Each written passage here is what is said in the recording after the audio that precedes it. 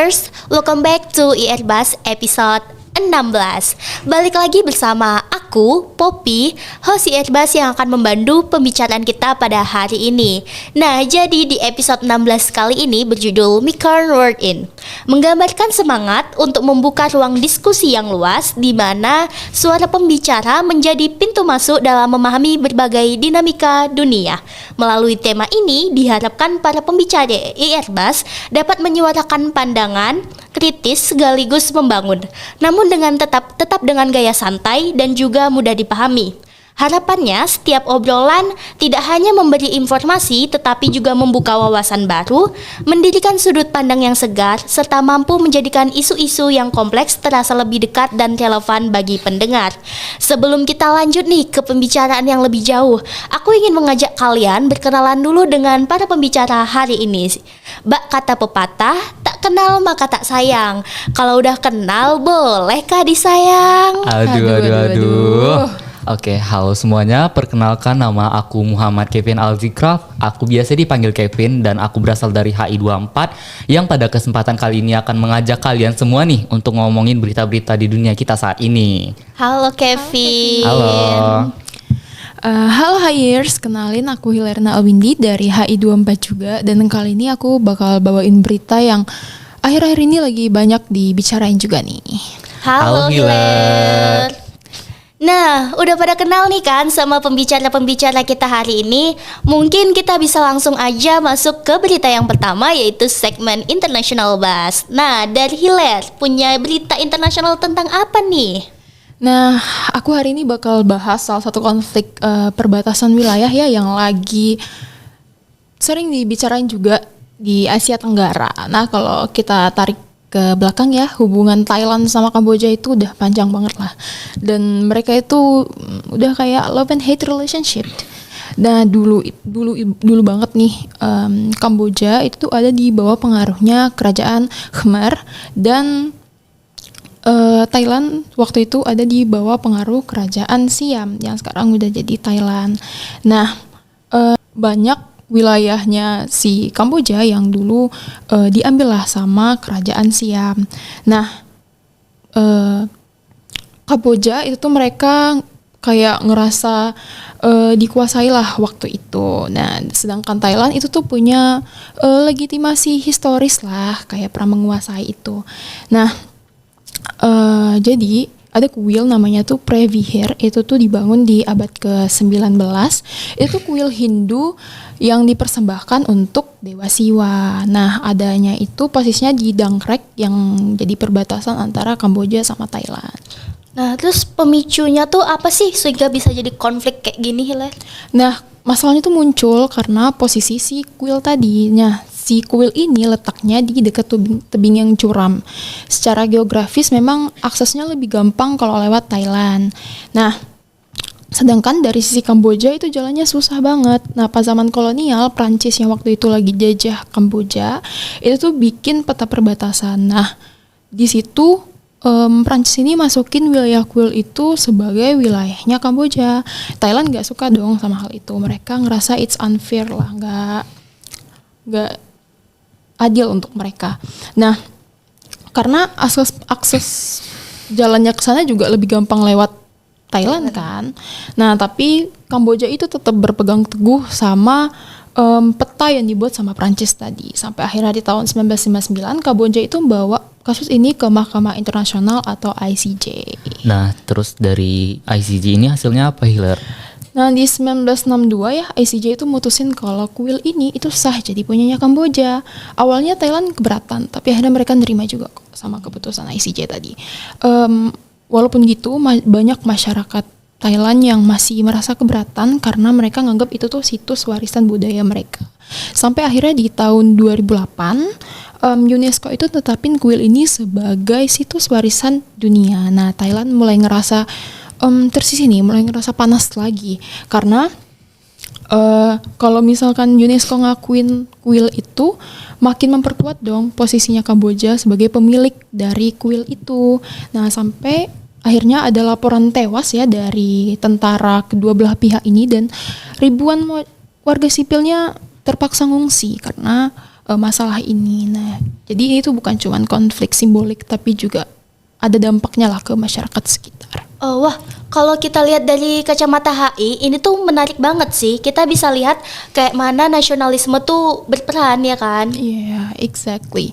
Buat Kamboja menangin kuil ini tuh jadi simbol keberhasilan lah mereka untuk melawan Thailand yang posisinya lebih besar lah daripada mereka gitu ya. Sedangkan buat Thailand itu tuh ada tekanan domestik dari kelompok nasionalis di Thailand. Mereka ngerasa kalau kuil ini tuh merupakan situs warisannya kerajaan Siam yang dulu gitu. Jadi mereka merasa ini tuh punya mereka. Jadi sebenarnya konflik ini juga ya dipolitisasi sama elit dari di kedua negara sih sebenarnya.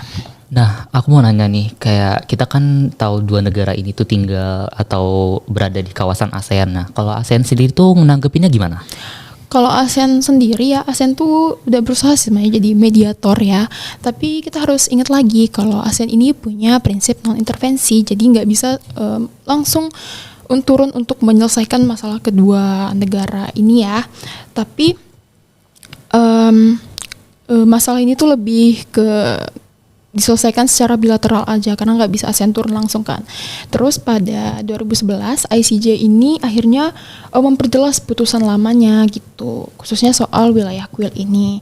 Di tahun 2013 si ICJ akhirnya menegaskan bahwa daerah kuil ini tuh sah jadi punyanya Kamboja. Dipertegas lagi lah dari yang pernyataan ICJ kemarin. Nah, memang secara hukum memperkuat posisi Kamboja ya sebagai pemilik dari wilayah ini.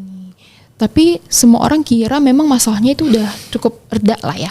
Sampai di Mei 2025 ada ledakan ranjau yang newasin prajuritnya Kamboja dan melukai tentaranya Thailand. Nah dari situ chaos tuh, panas lagi masalahnya.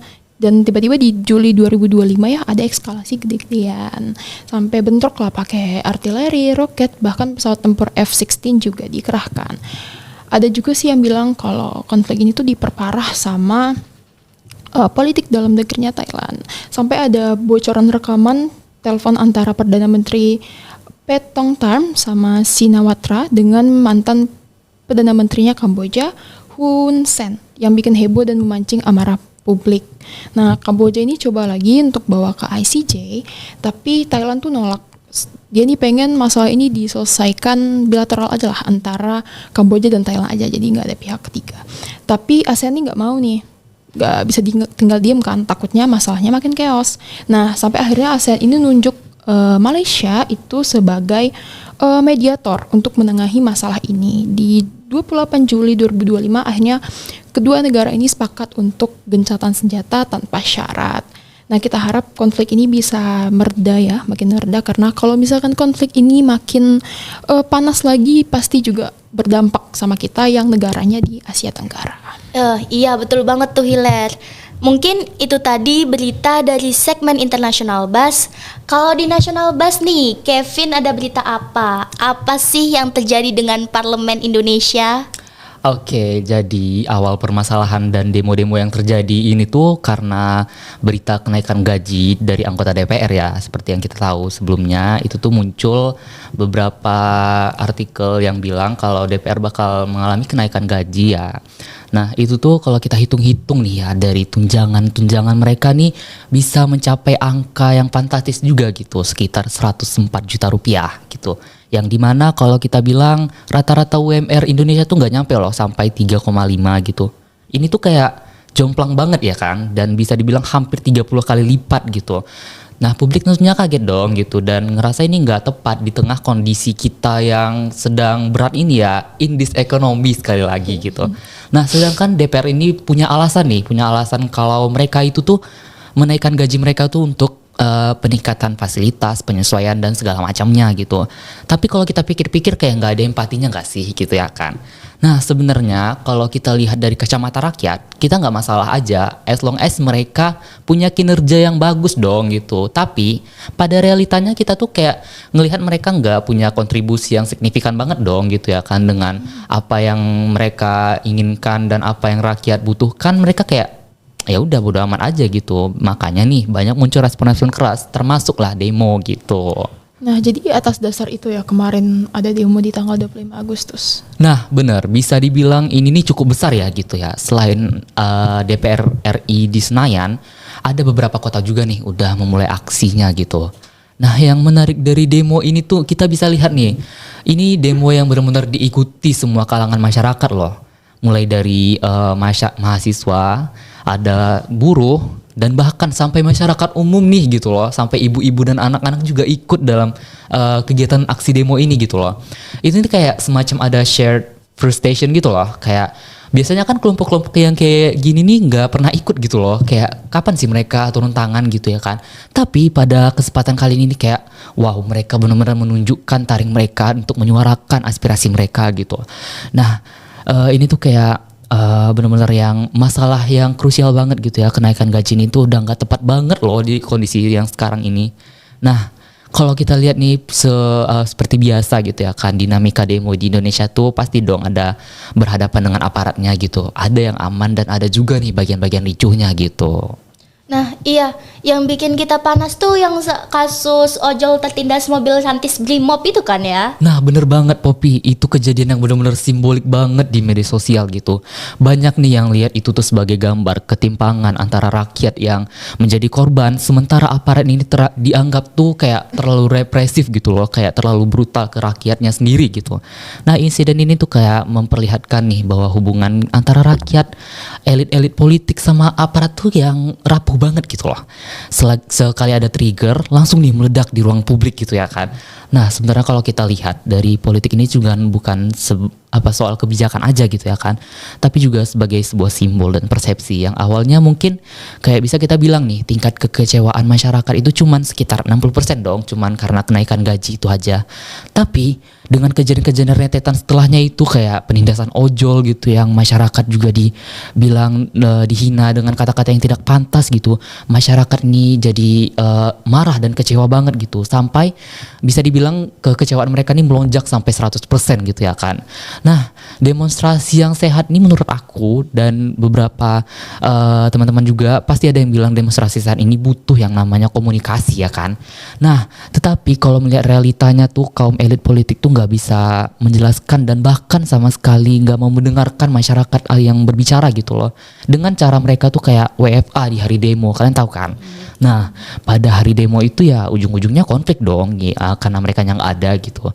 Dan juga nih buat kita para mahasiswa penting banget yang namanya untuk berkritis. Tampun jangan telan nih mentah-mentah info-info yang beredar gitu loh, dan jangan mudah terprovokasi ya gitu. Ya, iya betul banget sih Kevin. Untuk masalah demo tadi, untungnya di provinsi kita, di Provinsi Riau ini kemarin demonya berjalan dengan aman ya. Nah bener banget tuh Poppy, alhamdulillah banget ya di provinsi kita ini, Provinsi Riau, demonya berjalan dengan kondusif gitu ya kan, dan tidak terjadi yang namanya anarkis gitu.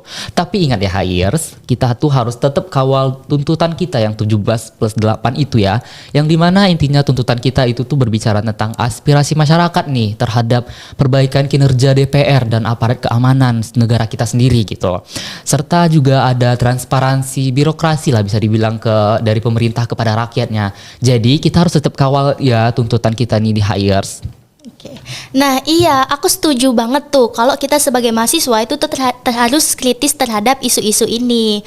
Nah mungkin itu aja dari Kevin di National Buzz. Nah untuk yang segmen terakhir yaitu Entertainment Buzz.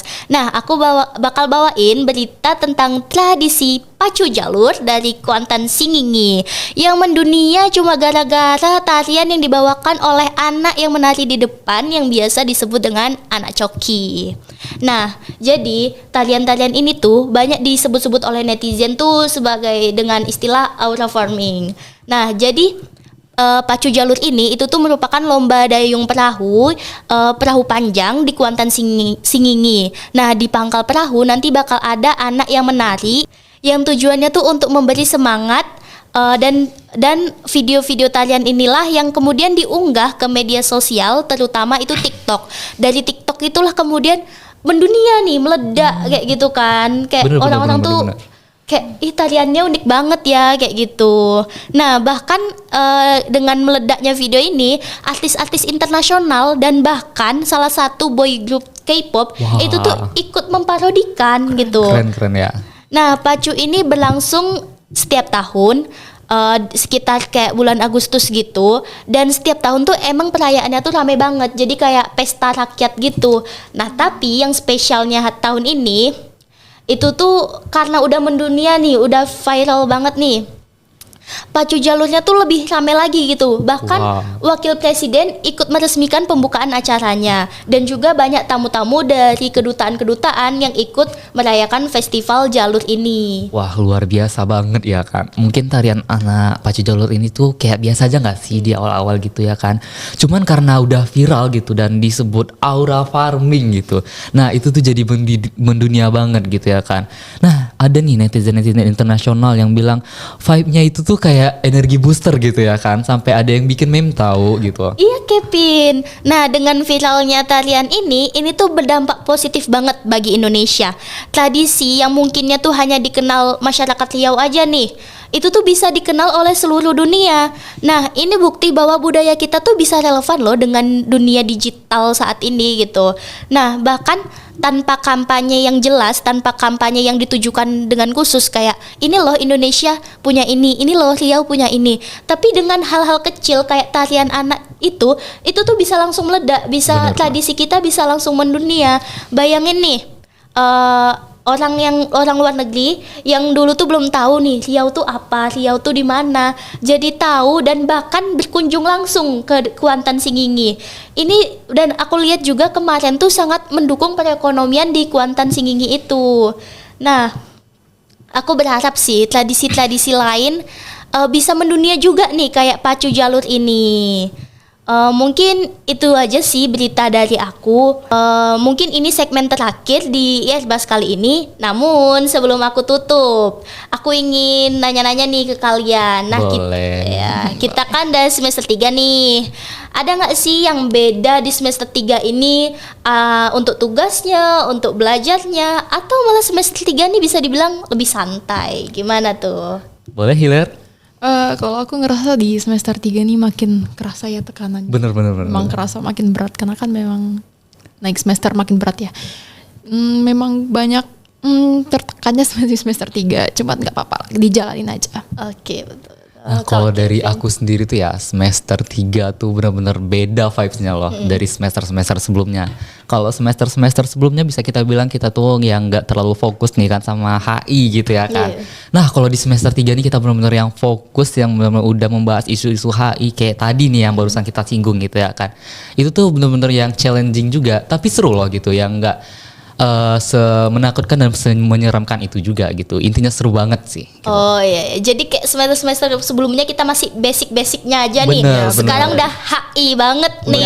Ini dia anak HI gitu ya. bener. Nah, semester 3 ini kan juga udah jadi cutting nih. Ada yang beda nggak? Karena kayak dulu ngerasa kita yang paling muda di sini. Ternyata tiba-tiba di jalan udah disapa Kak Bang aja gitu. Wah bener sih, itu beda banget rasanya. Biasanya kita yang nyapa duluan Kak, Bang gitu ya kan. Sekarang malah kita yang ada di posisi yang disapa, itu pasti rasanya beda gitu ya kan. Bener Ada kagok-kagoknya nggak gitu? banget sih jujur. Kadang kalau disapa ya Kak masih kayak oh iya, masih ngerasa kayak wah udah jadi cutting nih. Bener.